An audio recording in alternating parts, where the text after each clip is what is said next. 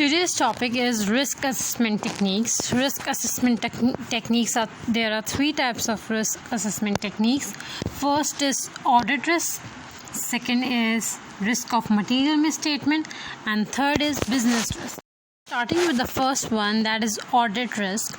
Audit risk include two risks: risk of material misstatement and second is detection risk. Risk of material statement belongs to the client, belongs to the company being audited, but the detection risk relates to the audit firm, means the failure of auditor to identify any error misstatement. Careful plan audit will reduce the detection risk, and the examples of detection risk include less supervision, inappropriate sample size, employing the junior on a risky area or an area requires the judgment.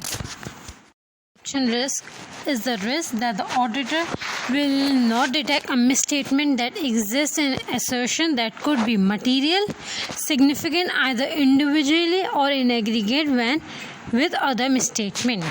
So audit risk include two risks: risk of material misstatement and the second is detection risk.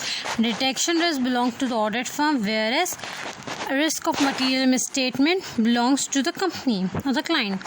So risk of material misstatement is further divided into two categories, that is inherent risk and the second is control risk. Inherent risk is a risk embedded in the financial statement. It is the default. For example, susceptibility of an account balance to misstatement, fraud and error. And control risk is risk within the company. Risk of material misstatement. Risk of material misstatement is the risk that the financial statement of an organization have been misstated to a material degree. Inherent risk in the risk assessment is an assessed level of raw or untreated risk, that is natural level of risk inherent in a process or activity or without doing anything to reduce the likelihood or the cause of the risk.